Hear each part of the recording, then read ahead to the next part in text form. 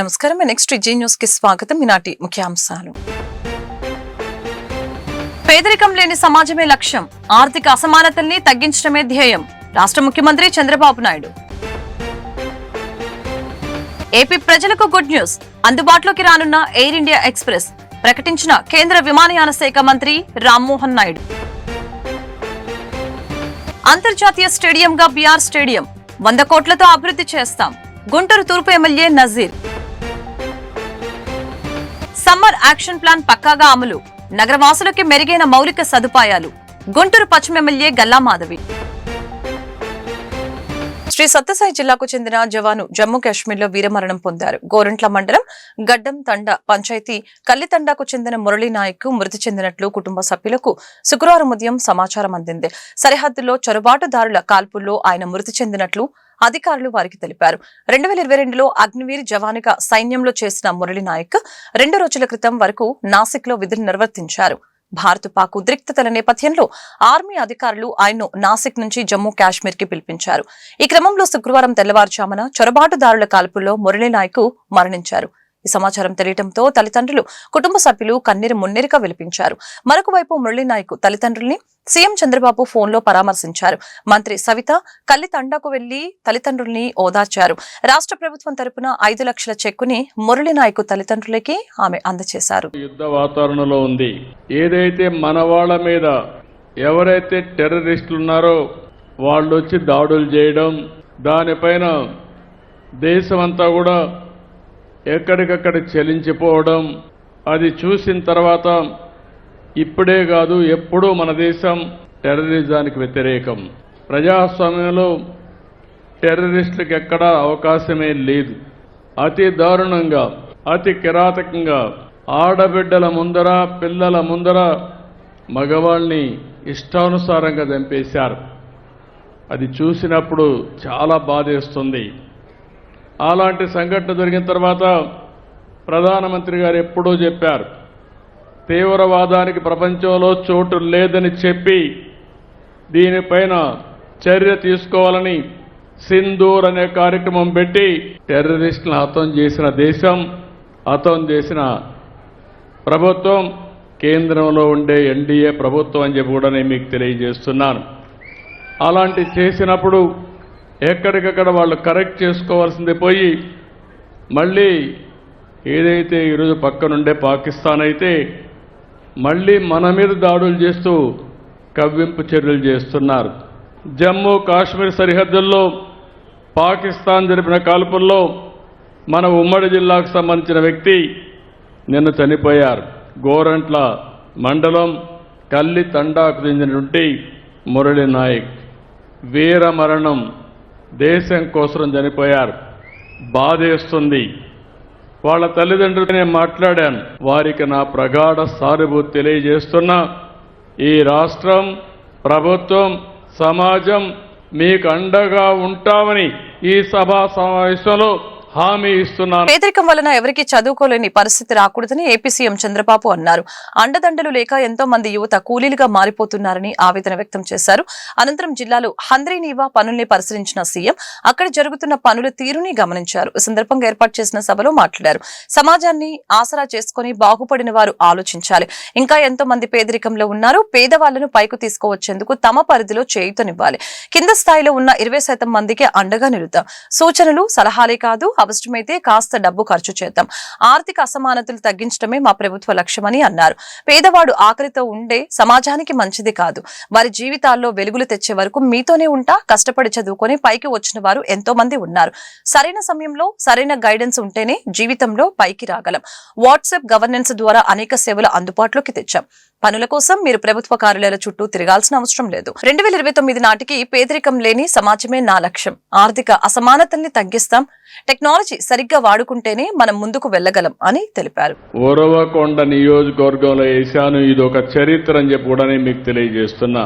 రాయలసీమ ఎడారిగా మారిపోతుందని అందరూ కూడా చేతులెత్తేసిన పరిస్థితి. అలాంటి పరిస్థితిలో ఒక నమ్మకాన్ని కల్పించిన ఏకైక వ్యక్తి నందమూరి తారక రామారావు గారని చెప్పి నేను మీకు తెలియజేస్తున్నా. అందులో భాగంగానే అంద్రి నీవా, నగిరి గాలేరు, తెలుగు గంగ ఇలాంటి ప్రాజెక్టులు తీసుకొచ్చి రాయలసీమ దశ దిశ మార్చడానికి రూపకల్పన చేసిన ఏకైక నాయకుడు నందమూరి తారక రామారావు గారు. చాలా మంది అన్నారు ఇది రాయలసీమ కాదు రాళ్లసీమని. నేనన్నా రాయలసీమని రాళ్లసీమ కానీయను రతనాల సీమ చేస్తానని ఆ రోజే చెప్పాను. అందుకే నేను ఒకటాలో ఏం చేస్తే మీ జీవితాలు బాగుపడతాయంటే ప్రధానంగా నీళ్లుంటే ఏదైనా సాధ్యం. అలాంటి నీటి వనరుల కోసం ఆ రోజు నేను నిర్ణయించి హంద్రి నీవాను వెడల్పు చేస్తానని చెప్పిన 1 గంటలో జీవో ఇచ్చి మళ్లీ అనంతపురం నుంచి వెళ్ళాను. అదే సమయంలో 37% పనులు పూర్తి చేశాను. ఈ రోజు నేను చేసిన పని మీరు ఒక్కసారి చూస్తే 3750 కోట్ల రూపాయలు ఈ ప్రాజెక్టు కోసం శాంక్షన్ చేసి ఇది పూర్తి చేసే విధంగా ముందుకు పోతున్నాం. ఈ రోజు నేను ఆలోచించేది 10 మీటర్ల నుంచి 16.5 మీటర్లు వెడల్పు చేశాం. 40 టీఎంసీ నీళ్లు తీసుకురావడానికి ఏర్పాట్లు చేస్తున్నాం. ఈ సీజన్లోనే ఇప్పుడు ప్రారంభించిన పనులన్నీ పూర్తి చేస్తాం. 23 నుంచి 34 ప్యాకేజీలు పనులు ఇంత మునిపే పూర్తయినాయి. ఇంకో పక్క మీరు చూస్తే గొల్లపల్లి మడకసిర బ్రాంచ్ కెనాల్ని పూర్తి చేశాం. ఇంకో పక్క చెర్లోపల్లి ఇలాంటి ప్రాజెక్ట్స్ కూడా ఆ రోజే పూర్తి చేశాం. జీడిపల్లి కానీ ఇవన్నీ కూడా మనం పూర్తి చేసుకున్నాం. ఈ రోజు నేను ఇక్కడ ఆలోచించింది ఈ పనులన్నీ కూడా 1-2 కాదు, దగ్గర మీరు చూస్తే ఈరోజు 512 ఏజెన్సీలు పనిచేస్తున్నాయి. 515 ఎక్స్కవేటర్స్ పనిచేస్తున్నాయి. 524 టిప్పర్లు పనిచేస్తున్నాయి. మొత్తం కలిసి 1040 మెషిన్లు పనిచేస్తున్నాయి. పుట్టపర్తి నుంచి నేను వస్తూ హెలికాప్టర్లు వస్తూ చూసుకుంటా వస్తే ఎక్కడ చూసినా మెషిన్లు పనిచేసి మొన్నటి వరకు నీళ్లు ఇచ్చాం. అప్పుడప్పుడు ఏపీ ప్రజలకు గుడ్ న్యూస్. ఆంధ్రప్రదేశ్ నుంచి అబుదాబి, బెంగళూరు, భువనేశ్వర్ ప్రాంతాలకి కొత్త విమాన సర్వీసులు అందుబాటులోకి రానున్నాయి. ఈ విషయాన్ని కేంద్ర విమానయాన శాఖ మంత్రి రామ్మోహన్ నాయుడు ప్రకటించారు. విమానయాన సర్వీసుల విస్తరణతో రాష్ట్రం అంతటా కనెక్టివిటీని పెంచేందుకు కొత్త విమానాలని ప్రారంభిస్తున్నట్లు తెలిపారు. విశాఖపట్నం, అబుదాబి మధ్య జూన్ 13 నుంచి విమాన సర్వీసులు ప్రారంభమవుతాయని మంత్రి వెల్లడించారు. ఈ విమాన సర్వీసులు వారానికి 4 రోజుల పాటు నడుస్తాయని పేర్కొన్నారు. అలాగనే విశాఖ, భువనేశ్వర్ విమాన సర్వీసు జూన్ 12 నుంచి ప్రారంభం కానున్నట్లు తెలిపారు. ఈ సర్వీసుల ద్వారా ఏపీ, ఒడిశా మధ్య సంబంధాలు బలోపేతమవుతాయని పేర్కొన్నారు.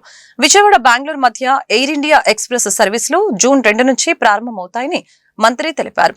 ఈ సర్వీసుల ద్వారా ఏపీ రాజధాని ప్రాంతాన్ని భారతదేశంలోని ప్రధాన టెక్ హబ్ లోకి ఒకటైన బెంగళూరుకి అనుసంధానం కావచ్చని చెప్పారు. వైసీపీ నేత సజ్జల రామకృష్ణారెడ్డి సిఐడి విచారణకు హాజరయ్యారు. వైసీపీ ప్రభుత్వ హయాంలో మంగళగిరి టీడీపీ కార్యాలయంపై జరిగిన దాడికి సంబంధించి ఆయనపై కేసు నమోదైంది. ఈ క్రమంలో గుంటూరు సిఐడి ప్రాంతీయ కార్యాలయంలో విచారణకు హాజరయ్యారు. సజ్జలతో పాటు దేవినేని అవినాష్ విచారణకు వచ్చారు. సిఐడి కార్యాలయం వద్దకు మాజీ మంత్రులు అంబటి రాంబాబు, విడతల రజని, ఎమ్మెల్సీ లప్పిరెడ్డి వచ్చారు. కోర్టు రోడ్డు వద్దే సజ్జల వాహనాన్ని పోలీసులు నిలిపివేశారు. దీంతో అక్కడి నుంచి సిఐడి కార్యాలయానికి ఆయన నడుచుకుంటూ వచ్చారు. విచారణ నేపథ్యంలో అక్కడ పోలీసులు మోహరించారు. విచారణ అనంతరం సజ్జల రామకృష్ణారెడ్డి మీడియాతో మాట్లాడారు. టీడీపీ కార్యాలయంపై దాడి కేసులో విచారణకు పిలిచారని చెప్పారు. గతంలో పోలీసులు, ఇప్పుడు సిఐడి అధికారులు విచారించారని చెప్పారు. బాధ్యత గల పౌరుడిగా హాజరయ్యానని అన్నారు. టీడీపీ కార్యాలయంపై జరిగిన దాడి సమయంలో తాను ఉప ఎన్నికల హడావుడిలో ఉన్నానని చెప్పారు. ఏదైనా దాడుల్ని సమర్థించడం లేదని పేర్కొన్నారు. ఇది ఒక్కసారి ఇది మొదలు పెడితే ఎక్కడికి దారిపోదు, ఎక్కడ తీస్తుంది అనే విషయం ఎందుకు ఆలోచించట్లేదో నాకు అర్థం కావట్లేదు. రేపు మళ్ళీ అధికారం మారి మేము వచ్చిన తర్వాత ఇదే పని మొదలు పెడితే ఎట్లా ఉంటుంది? మీరు ఏ రిమాండ్ రిపోర్ట్ దీన్నన్నా చూడండి, రిమాండ్ రిపోర్ట్ ఏ కన్ఫెషన్ అన్నా చూడండి. మీడియా వాళ్ళని రిక్వెస్ట్ చేస్తున్నా, తెప్పించుకొని చూడండి. దాంట్లో ఏమీ అసలు సంబంధం ఉండదు. మీరు నిందితుడిగా చేర్చిన వాడికి కానీ, కన్ఫెషన్ తీసుకున్నవాడు కానీ ఒక పరిచయం కూడా ఉండదు. అయినా సరే తీసుకుంటాం. రాసేయడం 11 ఏళ్ల క్రితం ఆ పోసాన కృష్ణమూర్తి అయితే 10 ఏళ్ల క్రితం ఉంటాయి, 9 ఏళ్ల క్రితం ఆ కామెంట్ తీసి ఇప్పుడు ఊరికో బాధ కలిగిందంటే ఎత్తి లోపల పడేస్తాం. రాత్రిపూట వెళ్ళి తీసుకోవచ్చు. ఇలాంటి వర్షం పెడితే అన్నీ అలాంటివే. మరి ఎక్కడికి దారి తీయాలనుకుంటున్నారో, ఎక్కడికి దారి తీయించదలుచుకున్నారో అర్థం కావట్లేదు. దయచేసి ఇప్పటికైనా వాటి వాళ్ళు మానుకోగలిగితే. నువ్వు వేస్తున్న విత్తనం మామూలు చాలా ప్రమాదకరమైనది. దీని నుంచి వచ్చే చెట్టు భయంకరంగా ఉంటుంది. అది అంటే వ్యవస్థలను ఇంతగా దుర్వినియోగం చేసి చేయడం మొదలుపెట్టాక ఇది ఇక్కడతో ముందుకు పోయి దానివల్ల కలిగే దుష్పరిణామాలు ఎవరుంటాయి దానికి పూర్తిగా చంద్రబాబు నాయుడు గారు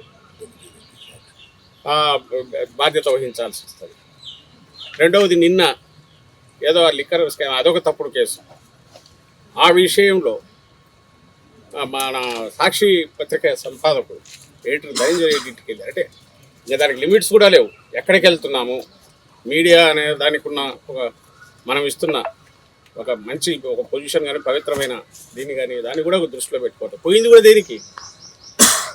ఇంకొక ధనంజయ రెడ్డి ఆయన కృష్ణమోహన్ రెడ్డి అక్కడ ఉంటారని ఎందుకుంటారు? అసలు ఉన్నారని అనుకోవడానికి నీకు ఆధారం లేదు. నేరుగా పోవడం, తలుపు కొట్టేయడం, లోపలికి వెళ్ళడం, ఉన్నాడా అని వెతకడం. ఏమంటే మా ఇన్వెస్టిగేషన్లో part we have that right. ఇది హెరాస్మెంట్ గా ఏమవుతుంది? తిరుమలలో భద్రతని కట్టుదిట్టం చేశారు. భారత్ పాక్ సరిహద్దులో ఉద్రిక్తతల దృష్ట్యా పోలీసులు అప్రమత్తమయ్యారు. ఎస్పీ హర్షవర్ధన్ రాజు జిల్లా అధికారులతో సమావేశమయ్యారు. తిరుమల సివిఎస్ఓ కార్యాలయంలో ఈ భేటీ జరిగింది. మధ్యాహ్నం నుంచి తిరుమలలో భద్రతా బలగాలు తనిఖీలు నిర్వహించాయి. సమ్మర్ యాక్షన్ ప్లాన్ పక్కగా అమలు చేసి నగరవాసులకి వేసవి దాహార్తి తీరుస్తామని గుంటూరు పశ్చిమ ఎమ్మెల్యే గల్లా మాధవి తెలిపారు. గుంటూరు పశ్చిమ నియోజకవర్గంలో అభివృద్ధి పనులు శరవేగంగా కొనసాగుతూ ఉన్నాయని చెప్పారు. ప్రజలకు మెరుగైన మౌలిక వసతులతో పాటు కనీస సౌకర్యాలు కల్పిస్తున్నామని పేర్కొన్నారు. శుక్రవారం 18వ డివిజన్ శ్రీనివాసరావుపేటలో పలు అభివృద్ధి పనులకి ఎమ్మెల్యే గల్లా మాధవి శంకుస్థాపన చేశారు. అనంతరం డివిజన్లో పర్యటించి స్థానికంగా నెలకొన్న ప్రజా సమస్యల్ని అడిగి తెలుసుకున్నారు. ఆయా సమస్యల్ని పరిష్కరిస్తామని భరోసా ఇచ్చారు. 18వ డివిజన్ను అన్ని విధాల అభివృద్ధి చేస్తామని చెప్పారు. ఈ కార్యక్రమంలో corporator Nimmala Venkataramana, TDP division అధ్యక్షులు ఉప్పతల సాంబశివరావు, శానం రమేష్, అప్పిశెట్టి రంగా, ఆళ్ల హరి, బుజ్జి, ఇంతియాజ్, నాగేంద్ర, శంకర్రావు, సాయి తదితరులు పాల్గొన్నారు. ఈరోజు శ్రీనివాసరావుపేట 4వ లైన్లో 18వ డివిజన్లో కార్పొరేటర్ నిమ్మల రమణ గారు ఉన్నారు, ప్రెసిడెంట్ సాంబయ్య గారు ఉన్నారు, జనసేన బీజేపీ ప్రెసిడెంట్తో అందరితో ఈరోజు ఈ యొక్క శంకుస్థాపన కార్యక్రమం చేసుకోవడం జరిగింది. రోడ్డు, డ్రైన్, అదేవిధంగా వాటర్ పైప్ లైన్ దాదాపుగా ఒక 20 లక్షల రూపాయల వర్క్ని ఈరోజు స్టార్ట్ చేసుకోవడం జరుగుతుంది. చాలా ఫాస్ట్గా వితిన్ 1 మంత్లోనే ఈ యొక్క వర్క్ పూర్తి చేసుకొని స్థానికంగా అందరికీ కాస్త ప్రశాంతత తీసుకొచ్చే ప్రయత్నం చేస్తూ ఉన్నాము. ఎందుకంటే 2 వైపులా కూడా డ్రైన్ లేని పరిస్థితి, వాటర్ ఎక్కడిదక్కడ ఈ డ్రైనేజ్ వాటర్ అంతా కూడా ఇనుక్కుపోయే పరిస్థితి తప్ప లేదంటే ఓవర్ఫ్లో అవుతున్న పరిస్థితి ఉంది. ఎప్పటి నుంచో ప్రధానమైన సమస్య. దీన్ని వాళ్ళ దృష్టిలో పెట్టుకొని చాలా ఫాస్ట్గా వర్కింగ్ స్టార్ట్ చేసుకొని చేస్తున్నాము. అండ్ ఇదే ఏరియాలో మనకు వడ్డీ కూడా మొత్తం కూడా చాలా సమస్యలు ఇలాగే రోడ్డు, డ్రైన్స్ అవసరం ఉన్న పరిస్థితుల్లో కౌన్సిల్లో పెట్టుకొని వాటి వర్క్స్ కూడా శాంక్షన్ చేసుకోవడం జరిగింది. అవి కూడా చాలా ఫాస్ట్గా వర్క్ స్టార్ట్ అవుతాయి. పూర్తి చేసుకొని ప్రజలందరికీ రోడ్స్, డ్రైన్స్ సమస్య లేకుండా చేయడం మా లక్ష్యంగా ఈరోజు యావత్ నియోజకవర్గం మొత్తం కూడా ఈ వర్క్స్ మీద కాన్సన్ట్రేట్ చేస్తున్నాము. మరి వేసవకాలం దృష్టిలో పెట్టుకొని వాటర్ మీద కూడా కాన్సన్ట్రేట్ చేస్తూ ఉన్నాము. ఎక్కడా కూడా మురుగునీటిలో వాటర్ పైప్స్ లేకుండా అన్నీ బయట వేసే పరిస్థితి. అదేవిధంగా టైల్ అండ్ ఏరియాస్కి నీళ్లు రానప్పుడు వాటి కూడా దృష్టిలో పెట్టుకొని అక్కడ కూడా వాటర్ పైప్స్ వేయించుకొని వాళ్ళకు కూడా మంచినీరు అందే ప్రయత్నం చేస్తూ ఉన్నాము. ఏదేమైనప్పటికీ నియోజకవర్గ స్థాయిలో మొత్తం కూడా వర్క్స్ ఎక్కడ ఆగకుండా ముందుకు వెళ్తున్న పరిస్థితి కనపడుతుంది. డివిజన్లోని 4వ లైన్ శ్రీనివాసరావుపేట 4వ లైన్కి చెందినటువంటి ఈ రోడ్డు వర్క్కి ముఖ్య అతిథిగా మా ఎమ్మెల్యే మేడం గారు గల్లా మాధవి గారు రావటం చాలా అభినందనదాయకం. అట్లానే ఎప్పటి నుంచో ఈ ఏరియాలు మొత్తం చిన్నపాటి వర్షం వస్తే జలమయం అవుతూ ఉన్నాయి. అటువంటి వర్కులకి మరి మేడం గారితో మాట్లాడి లెటర్ పెట్టాము. అన్నీ శాంక్షన్ అయినాయి. ఇవన్నీ 1-2 నెలల్లో పూర్తి చేస్తామని చెప్పారు. గుంటూరు బీఆర్ స్టేడియాన్ని అంతర్జాతీయ స్టేడియంగా తీర్చిదిద్దుతామని తూర్పు ఎమ్మెల్యే మహమ్మద్ నజీర్ తెలిపారు. సుమారు 100 కోట్ల నిధులతో ఈ స్టేడియాన్ని అంచెలంచెలుగా అభివృద్ధి చేస్తామని పేర్కొన్నారు. అదేవిధంగా అన్ని క్రీడలకు వేదికగా బీఆర్ స్టేడియాన్ని నిలుపుతామని చెప్పారు. శుక్రవారం 1,60 లక్షలతో చేపట్టిన పలు అభివృద్ధి పనులకి జిల్లా కలెక్టర్ నాగలక్ష్మితో కలిసి ఎమ్మెల్యే నజీర్ శంకుస్థాపన చేశారు. ఈ సందర్భంగా ఎమ్మెల్యే మీడియాతో మాట్లాడారు. బీఆర్ స్టేడియంలో ఎలాంటి అసాంఘిక కార్యక్రమాలు జరగకుండా సీసీ కెమెరాలు ఏర్పాటు చేస్తామని అన్నారు. వాకింగ్ ట్రాక్ అభివృద్ధికి కట్టుబడి ఉన్నామని వివరించారు. ఈ కార్యక్రమంలో స్థానిక కార్పొరేటర్ మీరావళి తదితరులు పాల్గొన్నారు.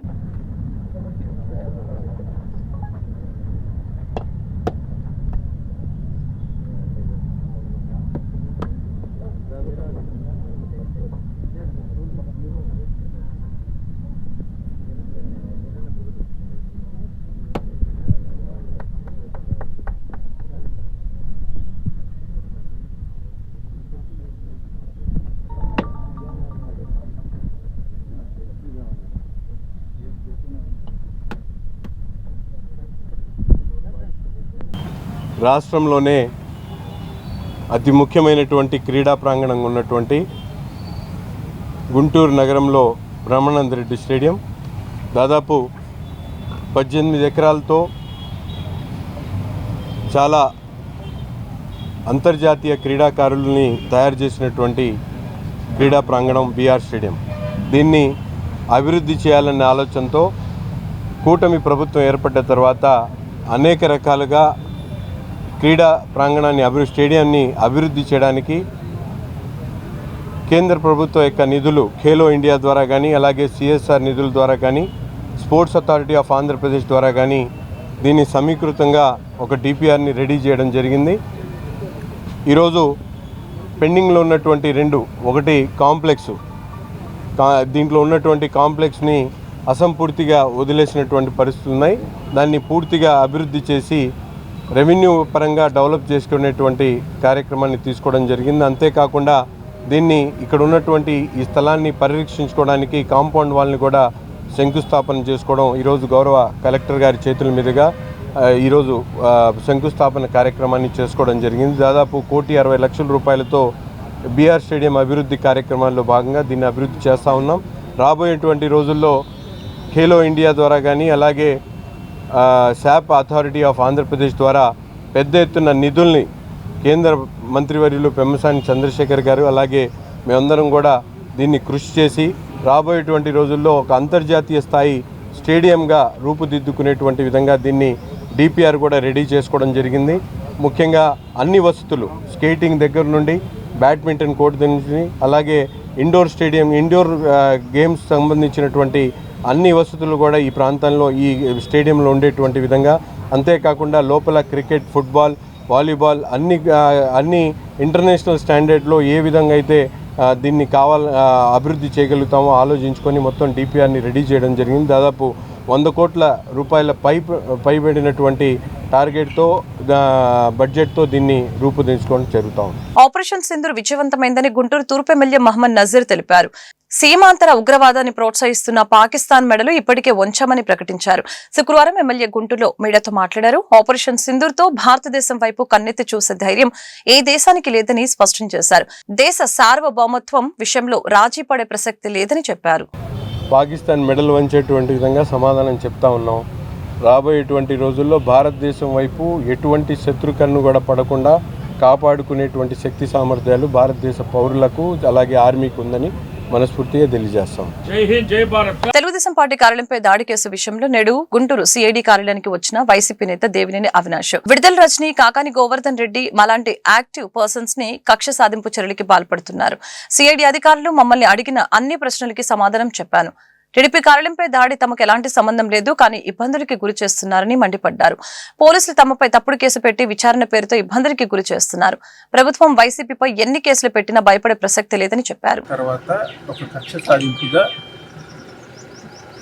ఎవరైతే వైఎస్ఆర్ కాంగ్రెస్ పార్టీలో యాక్టివ్గా పనిచేస్తున్నారో వాళ్ళందరూ మీద ఒక తప్పుడు కేసులు బనాయించి ఈరోజు రాజకీయంగా వాళ్ళని ఇబ్బంది పెట్టిన వాళ్ళతో కూటమి ప్రభుత్వం ముందుకెళ్తుంది. దానికి అనుగుణంగానే ప్రభుత్వం వచ్చిన తర్వాత ఈరోజు మా మీద ఒక తప్పుడు కేసు, అబద్ధపు కేసు చేస్తుండడం జరిగింది.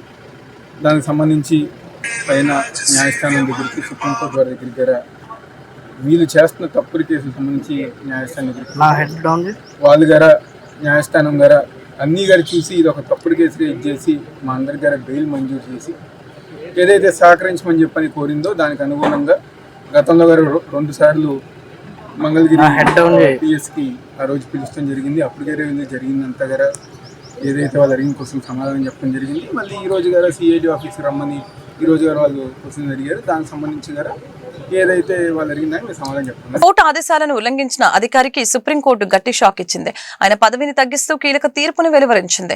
డిప్యూటీ కలెక్టర్ తాత మోహన్ రావుని ఎంఆర్ఓగా డిమోట్ చేస్తూ జస్టిస్ బిఆర్ గవాయ్ ధర్మాసనం తీర్పు వెలువరించింది. గతంలో ఏపీ హైకోర్టు ఆదేశాలని ఉల్లంఘించిన మోహన్ రావుపై చర్యలు తీసుకోవాలంటూ ఏపీ సిఎస్ కు ఆదేశాలు ఇచ్చింది. అధికారులు చట్టానికి అవినీతులమనే భావన తగదని సందర్భంగా జస్టిస్ గవాయ్ ధర్మాసనం వ్యాఖ్యానించింది. గతంలో గుంటూరు తహసీల్దార్ గా పనిచేసిన తాత మోహన్ రావుకి గుంటూరులోని ఒక ప్రాంతంలో ఆక్రమణల్ని తొలగించవద్దని 2013 డిసెంబర్ 11న హైకోర్టు ఆదేశాలు జారీ చేసింది. అయితే హైకోర్టు ఆదేశాలను ఆయన ఉల్లంఘించి 2014లో ఆక్రమణల్ని తొలగించారు. దీంతో ప్రస్తుతం డిప్యూటీ కలెక్టర్ గా పదోన్నతి పొందిన మోహన్ రావుకి హైకోర్టు 2 నెలల జైలు శిక్ష విధించింది. హైకోర్టు తీర్పుని ఆయన సుప్రీంకోర్టులో సవాలు చేయగా ఆ పిటిషన్ పై విచారణ జరిపిన ధర్మాసనం తీవ్రంగా స్పందించింది. కోర్టు ఆదేశాలను ఉల్లంఘించిన మోహన్ రావుకి తహసీల్దార్గా డిమోషన్ కల్పిస్తూ ఆదేశాలు జారీ చేసింది. వార్తలు ముగించే ముందు ముఖ్యాంశాలు మరొకసారి. పేదరికం లేని సమాజమే లక్ష్యం, ఆర్థిక అసమానతల్ని తగ్గించడమే ధ్యేయం రాష్ట్ర ముఖ్యమంత్రి చంద్రబాబు నాయుడు. ఏపీ ప్రజలకు గుడ్ న్యూస్, అందుబాటులోకి రానున్న ఎయిర్ ఇండియా ఎక్స్ప్రెస్ ప్రకటించిన కేంద్ర విమానయాన శాఖ మంత్రి రామ్మోహన్ నాయుడు. అంతర్జాతీయ స్టేడియంగా బీఆర్ స్టేడియం 100 కోట్లతో అభివృద్ధి చేస్తాం గుంటూరు తూర్పు MLA Nazeer. Summer action plan పక్కాగా అమలు, నగరవాసులకి మెరుగైన మౌలిక సదుపాయాలు గుంటూరు పశ్చిమ ఎమ్మెల్యే గల్లా మాధవి. ఈ వార్తలు ఇంతటితో సమాప్తం. మరొక బులెటిన్ మళ్ళీ కలుద్దాం. నమస్కారం.